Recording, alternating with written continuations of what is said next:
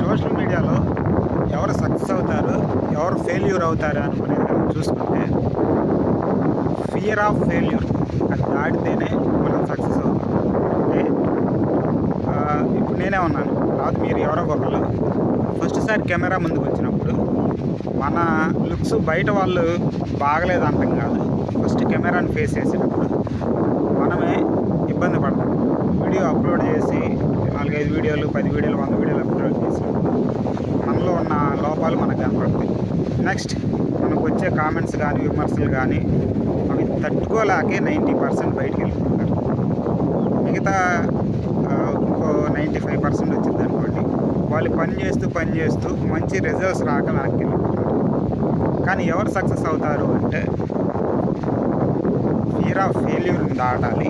Next వచ్చేసరికి వాళ్ళకు ఉన్నటువంటి స్కిల్ సెట్ని ఇంప్లిమెంట్ చేయాలి. ఎందుకంటే చాలామంది వస్తారు, కాకపోతే స్కిల్ సెట్ కూడా ఇంపార్టెంట్. ఎందుకంటే మీరు సోషల్ మీడియాలో కానీ ఏ పనిలో కానీ వెళ్ళారంటే ఆ పని చేయగలగటం, ఆ పని చేయగలిగే సామర్థ్యం ఉండటాన్ని స్కిల్ సెట్ అంటారు.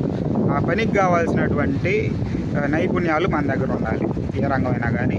తరువాత వాళ్ళకున్నటువంటి నాలెడ్జ్ని ప్రజెంట్ చేయాలి.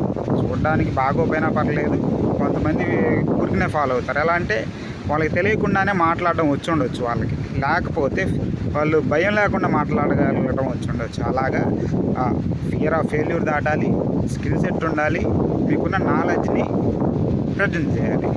తర్వాత కొద్దిగా లక్ కూడా కలిసి రావాలి. ఇలాగ చాలా అంశాలు రావాలి. కాకపోతే స్కిల్ సెట్ ఈజ్ ఇంపార్టెంట్.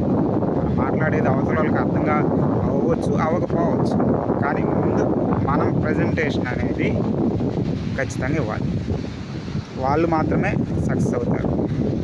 ఇప్పుడే కాదు, అంతకుముందైనా కానీ మనం చాలా మిస్టేక్స్ చేస్తాం. అలా అని చెప్పి ఆ ఒక్క మిస్టేక్స్ గురించి ఆలోచిస్తే అయిపోతే ఈరోజు మనకి 150,000 మంది ఫాలోవర్స్ సోషల్ మీడియాలో ఉండేవాళ్ళు కాదు.